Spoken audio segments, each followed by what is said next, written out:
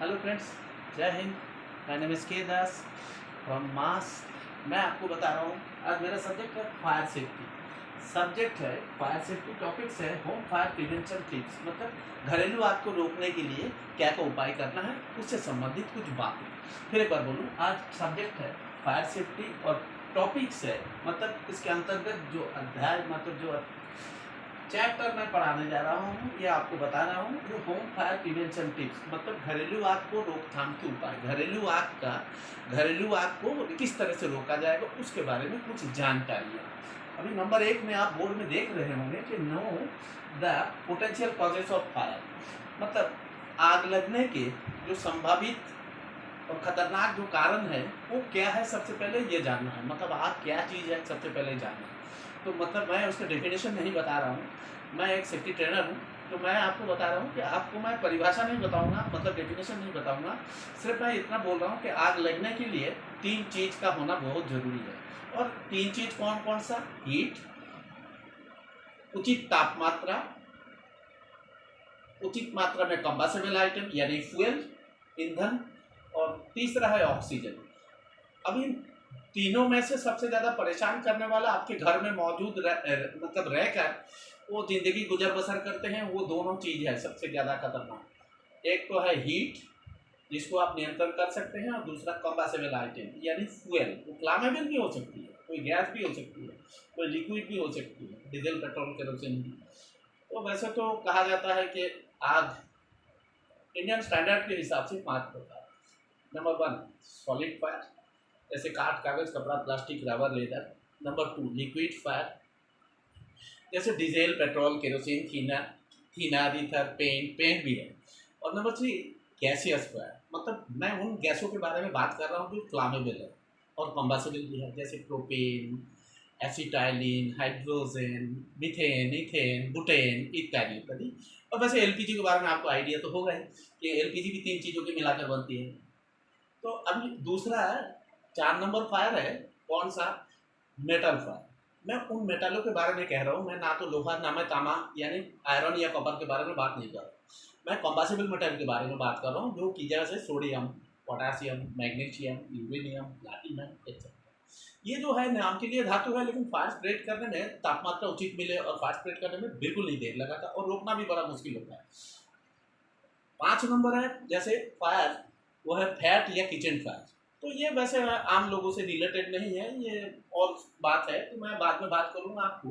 तो आपको मैं जानकारी दे रहा हूँ, 1 नंबर में क्या है, तो what are the potential causes of fire.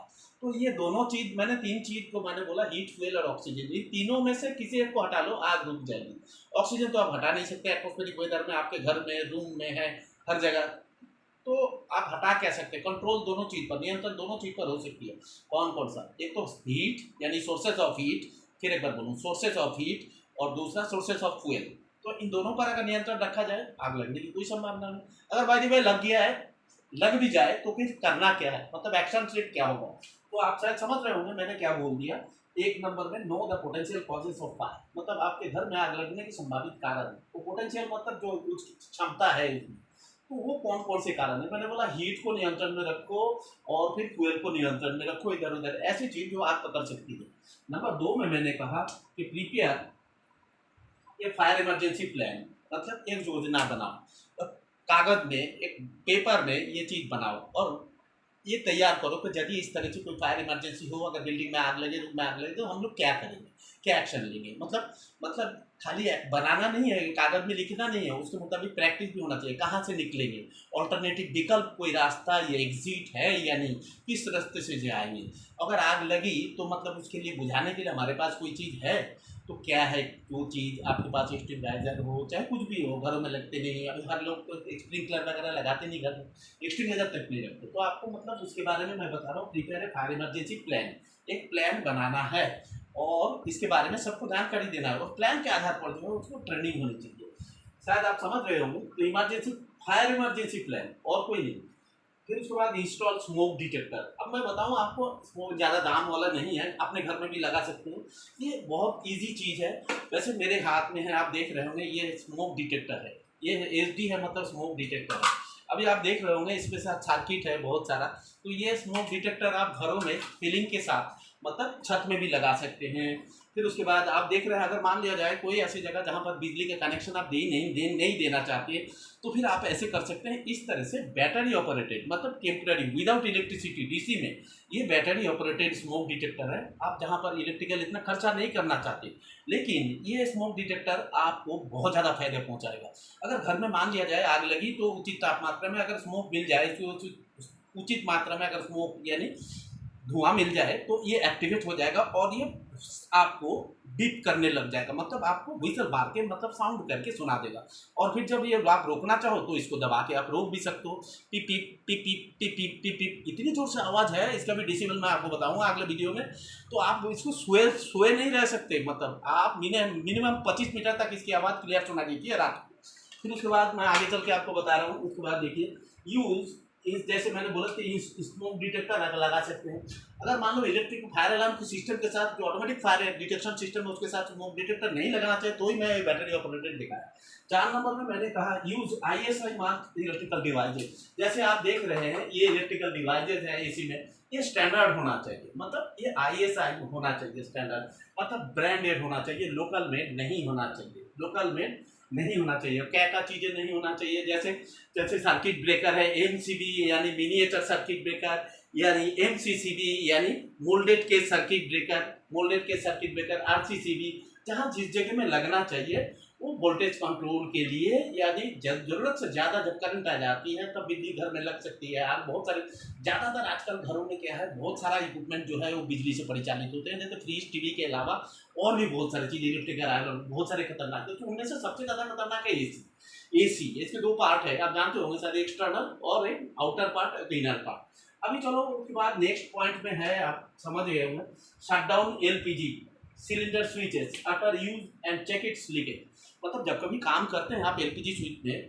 चाहे घर में कोई भी काम करो, आप हो, मैम हो, कोई भी हो, तो आपके भाई बहन माँ कोई भी, सबको मेरी रिक्वेस्ट है कि आप काम करने के बाद LPG में उसको नॉब को बंद करके रखें, खास करके रात को सोने से पहले जरूर चेक करें। एक बात और बता दूं, LPG अनअटेंडेड कंडीशन में कभी भी छोड़ के नहीं जाना है। अचानक LPG स्विच ऑन किए और उसके बाद अचानक कोई फ़ोन आया, तो फिर स्विच तो ऑन है, गैस तो बाहर आ रही है, तो मैं बोलूँगा खतरा हो सकता है, लेकिन ऐसे ना करें आप। और कभी मान लो कि LPG अगर बाई द वे लीक भी हो जाए, तो आपको करना क्या है, सबसे पहले रेगुलेटर आपको अगर स्मेल मिल रही है, एक डिफरेंट टाइप की स्मेल आती है, और उस गैस का नाम है जिस कारण से ये गैस आती है, स्मेल मिल रही है आपको, एक डिफरेंट मतलब अलग टाइप का है, तो इस गैस का नाम है स्मेलिंग गैस है, एक इंडिकेटिंग गैस भी कहा जाता है, इसका नाम है इथाइल मार्केट। उस गैस की वजह से आपको स्मेल मिलता है, वो पर्टिकुलर उसी गैस के लिए ही बना है, उसकी मैन्युफैक्चरिंग इस तरह से की जाती है। और फिर मैं एक बात बता दूं, जब कभी लीक हो जाते हैं ना, तो सबसे पहले आप नॉब को, मेन नॉब जो कंट्रोल वाल्व है, प्रेशर वाल्व है, उसको नीचे करो। सबसे पहले उसको नीचे करना, खिड़की दरवाज़ा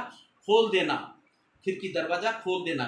बिजली से परिचालित, बिजली से चलने वाला कोई चीज़ अगर ऑफ है तो उसे ऑन नहीं करना, जैसे एग्जॉस्ट फैन, लाइट इत्यादि, और जो ऑफ है उसे ऑन नहीं करना, और जो ऑन है उसको ऑफ नहीं करना।